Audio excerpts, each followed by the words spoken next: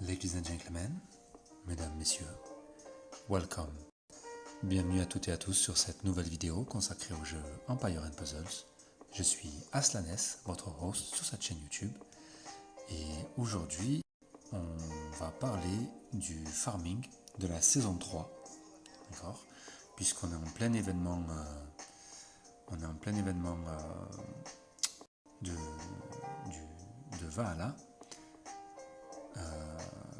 Qui est juste ici, Valhalla Forever, Valhalla pour toujours, qui est donc l'événement à court réduit de la saison 3, qui dure à peu près 3 jours, exactement comme pour la saison 2, quand il y a l'essor de l'Atlantide. Donc, alors, on va prendre le temps un petit peu de voir un petit peu ensemble quelles sont les meilleures provinces à farmer, quelle est la meilleure province, la meilleure étape de toute la carte, de toute la province à farmer, pour ceux qui ont déjà accès, quelles sont les stratégies que vous allez pouvoir mettre en place en fonction de votre envie de jouer. Voilà, donc en fait, au niveau du farming de la saison 3, donc de la province 1 à la province 10 qui se trouve ici, le coût d'énergie d'empire, donc le coût d'énergie pour jouer, est de 3 énergies d'empire. D'accord ? Au-delà, ça passe à 4. Donc, on va quand même rappeler je vais revenir sur ce point parce que j'ai eu pas mal de retours sur le farming de la saison 2, aussi bien en commentaire, mais aussi sur Line ou avec les gens de mon alliance. En fait, je vais rappeler un principe. Le farming, c'est quoi ? Le farming, donc, c'est de répéter une même étape dans une certaine province, d'accord, pour récolter le maximum de points d'expérience, mais également le maximum de récompenses. Donc il faut arriver à trouver le meilleur ratio, le meilleur équilibre entre ce que ça vous coûte pour jouer, l'expérience gagnée et le gain. Et ça se calcule, comme je vous l'expliquais la dernière fois. Pour farmer, vous avez donc 3 possibilités. Soit vous jouez l'étape vous-même, d'accord ? Donc il faut compter sur sa capacité à manipuler le puzzle et son deck de héros pour passer l'étape en boucle. Soit vous avez une équipe, ça c'est la première méthode. La deuxième méthode, c'est de jouer cette étape-là, qui est la plus rentable, en automatique. Donc ça nécessite d'avoir des héros suffisamment puissants, et donc une survivabilité assez élevée de votre équipe en automatique, pour qu'elle puisse se faire sans que vous ayez à intervenir, et que vous puissiez faire autre chose et juste pas vous focaliser sur la partie en cours, savoir si vous allez la gagner ou la perdre, sachant que vous avez un niveau de puissance suffisamment élevé pour la gagner automatiquement. Ou alors, vous avez la stratégie des tickets butins, c'est que vous avez des tickets butins, d'accord ? Ticket butin, pour rappel, c'est ça. Ici, la victoire automatique. Et donc ces tickets butins vous permettent de ne pas avoir à jouer en automatique, mais de gagner automatiquement une étape que vous avez déjà remportée. D'accord ? Donc pour ça, vous êtes obligé de l'avoir faite et de l'avoir remportée manuellement, ou en automatique.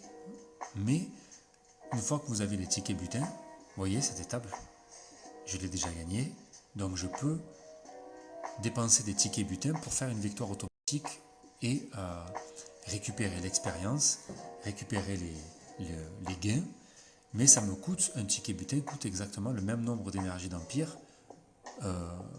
pour jouer. Donc pour un ticket butin dépensé, ça vous coûte une partie, donc 3 énergies d'empire, d'accord ? À titre d'exemple, si je veux faire cette étape que je n'ai pas encore jouée, vous voyez, je ne peux pas la faire en ticket butin, juste je peux la jouer à coût réduit, c'est tout. Donc ça, c'est la troisième, voilà, les tickets butin, c'est la troisième stratégie. Et donc ça, c'est les 3 méthodes pour farmer. Le farming, c'est répétitif, c'est souvent rébarbatif, d'accord? Donc c'est pour ça qu'on cherche souvent les étapes que l'on peut farmer en mode automatique, si on n'a pas envie de manipuler le puzzle soi-même, ou alors c'est si vraiment on n'a pas le temps, ou qu'on est dans une situation où on ne peut pas, ne serait-ce que laisser son téléphone allumé dans sa poche ou sur la table et de laisser le jeu jouer tout seul en automatique, à ce moment-là, vous utilisez des tickets butin et ça vous prend 10 secondes pour épuiser votre stock d'énergie d'Empire et avoir fait votre farming et avoir remporté l'expérience et les gains. Voilà, donc ça c'est le farming, d'accord? Le farming, c'est ça. Maintenant, en saison 3, quelle est l'étape qui vous procure donc le meilleur ratio, que vous soyez free to play, cheap to play, pay to win, peu importe, c'est pareil, d'accord, n'oubliez pas, et que vous soyez en mode facile ou en mode normal ou en mode difficile, c'est pareil, d'accord, c'est l'étape la plus rentable. Eh bien, il s'agit de l'étape 10, tout simplement. Il s'agit de la province 10, étape 10. Alors, vous voyez ici, sur ce compte-là, je ne l'ai pas encore atteinte. Mais sur mon compte avancé, sur mon autre compte, je l'ai largement atteinte et je vais vous montrer, donc on va voir ce que ça donne. Alors, ici, vous avez donc l'étape 10, comme vous la voyez, de la province. La barre d'énergie est remplie. Il lance une compétence spéciale qui va affecter vos héros. Sur cette étape, qu'est-ce que c'est? Donc vous avez ici du bleu et du violet en mode normal. Le premier, donc c'est Drogueur glacial.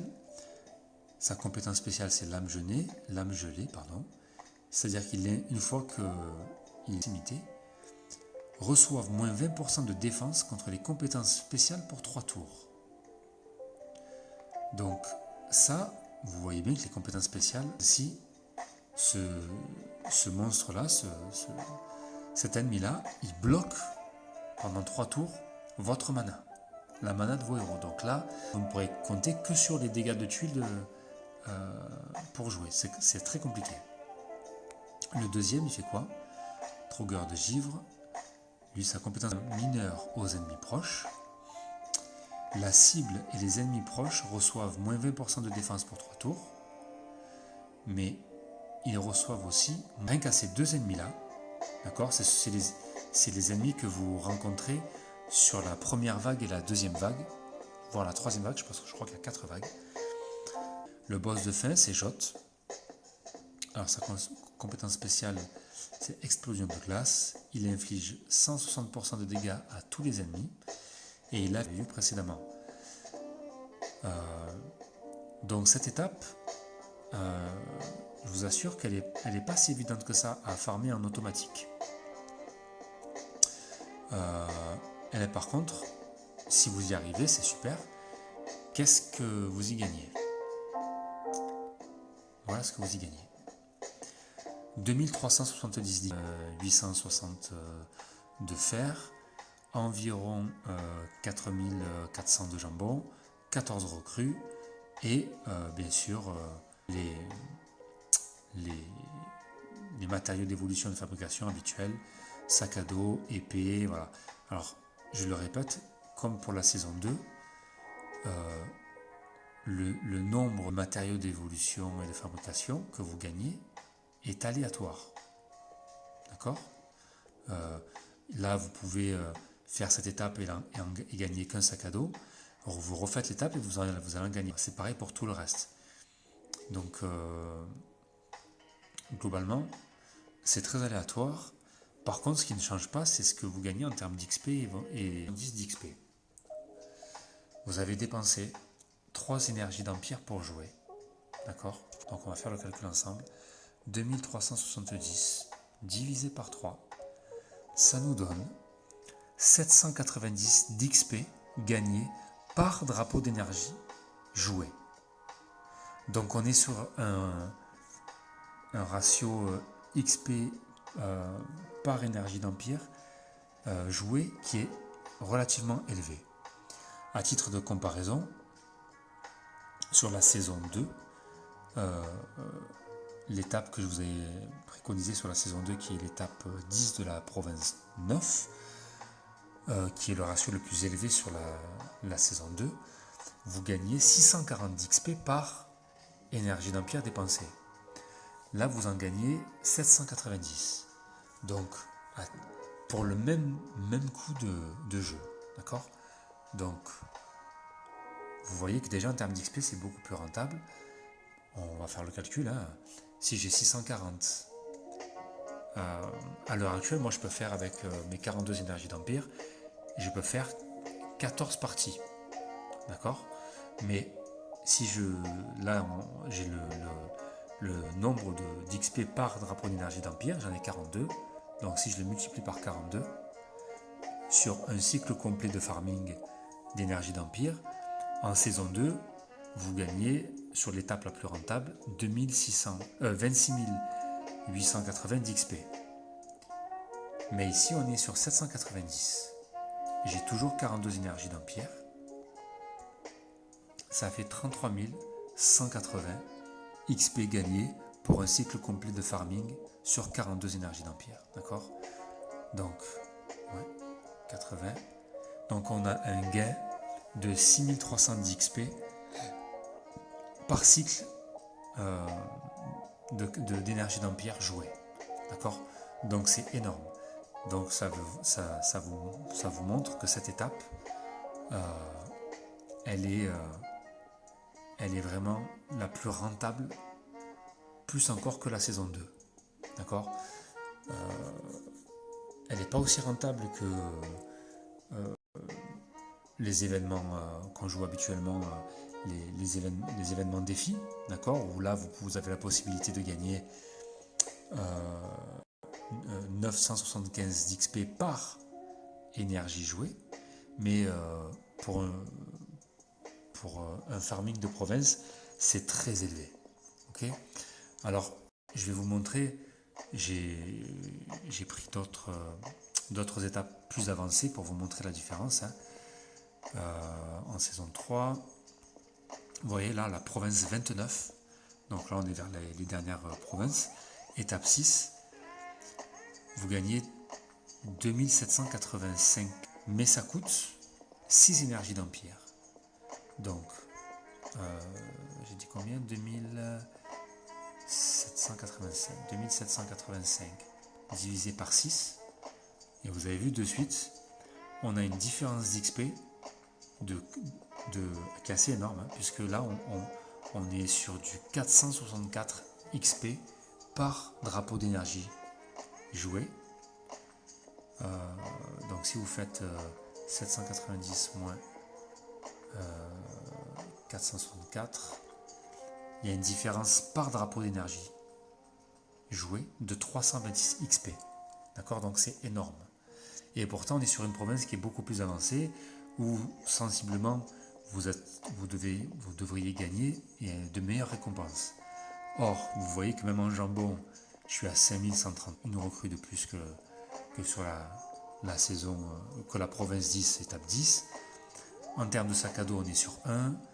En termes de DP, on est sur 2. Il n'y a pas beaucoup d'écart pour les récompenses, mais il y a un énorme écart en XP. D'accord? J'ai d'autres provinces, hein, la province 30, étape 2, pareil. Donc là, c'est des provinces où j'ai gagné les pièces de Valhalla parce que forcément, c'est des étapes. Je gagne encore moins de recrues que sur l'étape 10, province 10. Et en termes de récompenses, il n'y a rien de plus. Vous voyez? Donc, voilà. Alors ça, les pièces Valhalla, ça c'est quand vous avez des monstres, hein, mais ça encore une fois, n'oubliez pas, je le répète, ça aussi, les monstres qui donnent des pièces en province, que vous ayez 4 vagues, 5 vagues, 3 vagues, c'est complètement aléatoire. Je le répète, même si vous pensez avoir plus de chances, et c'est logique, je comprends cette logique, hein, d'avoir plus de chances d'avoir des monstres qui donnent des pièces, voilà, en farmant des étapes où il y a plus de monstres, d'accord, plus de vagues de monstres, ce n'est pas garanti. Rien n'est garanti. Ici, ce n'est que du random, hein, ce n'est que de l'aléatoire. On a essayé plusieurs fois avec d'autres, que ce soit sur des forums, ça, de calculer les probabilités et les chances. Ça reste vraiment de l'aléatoire, malheureusement. De la même manière que quand vous allez dans les portails d'invocation, il y a des techniques, il y a certaines méthodes qui peut-être fonctionnent ou réduisent l'écart des probabilités, mais ça reste aléatoire. On n'a vraiment pas réussi à démontrer la véracité à tous les coups de ce type de pari, hein. Donc, pour vous donner un exemple, sur la saison précédente, la saison 2, quand je farmais, donc je farmais bien sûr la province 9, étape 10, il n'y a que 3 vagues de monstres. Donc ça fait pas beaucoup de monstres en fait. Pour autant, en 2 parties, j'ai eu à chaque fois des monstres. Et sur 7 parties jouées, j'ai gagné 20 pièces Valhalla. Donc ça fait un beau ratio de pièces par partie.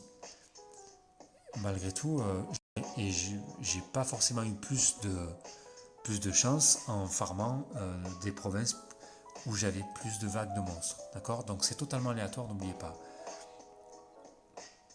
Donc le problème maintenant c'est quoi? C'est que comment on fait quand on n'a pas encore atteint la saison 10? C'est quoi le meilleur farming? Eh bien le meilleur farming, c'est d'utiliser l'événement Valhalla Forever, d'accord, le coût réduit, pour progresser tout simplement en campagne, progresser étape par étape, province par province, pour aller le plus vite possible à la province 10 et l'étape 10.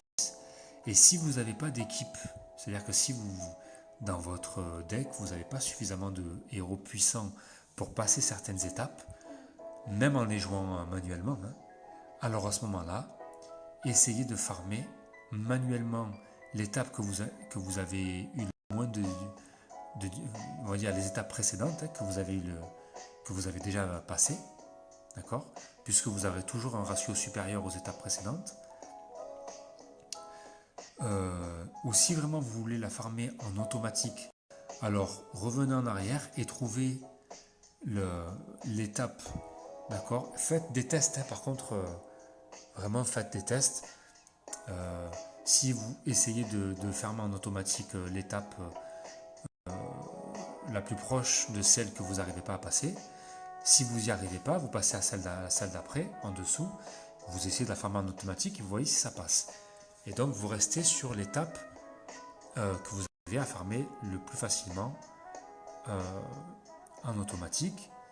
Si vous avez, après la stratégie d'Altic et Butin, faites l'étape précédente avant celle que vous avez du mal à passer. Mais de manière générale, je vous conseille d'essayer d'avancer et de progresser en campagne et de stocker vos pièces Valhalla, d'accord, gagnées. Vous voyez, moi je les stocke un petit peu là.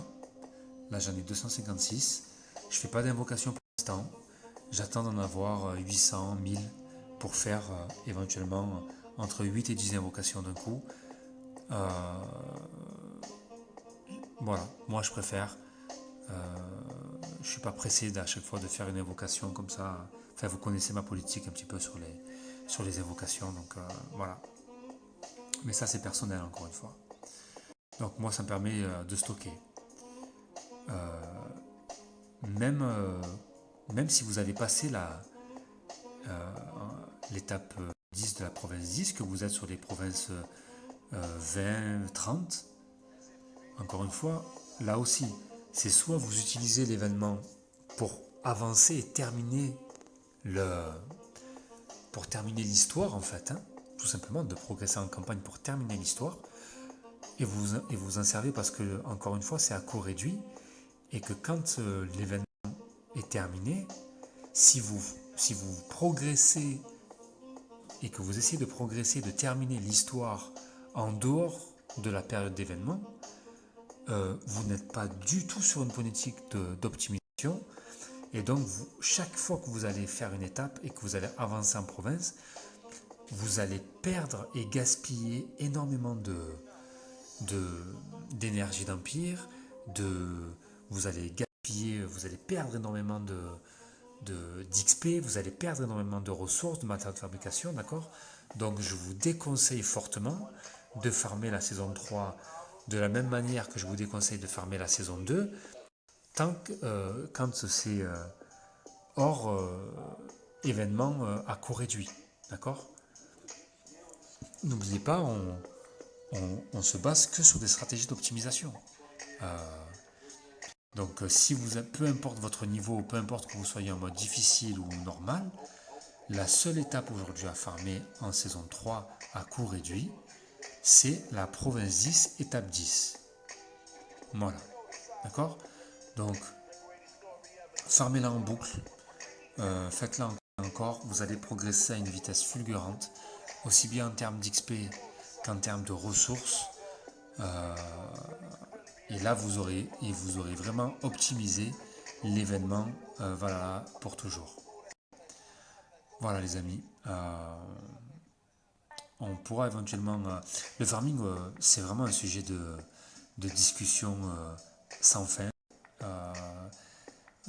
Que je vois, hein, que ce soit sur Line ou que ce soit avec certains de mes amis avec qui je joue ou, ou en commentaire, hein, en vidéo, c'est vraiment toujours un sujet qui fait beaucoup parler.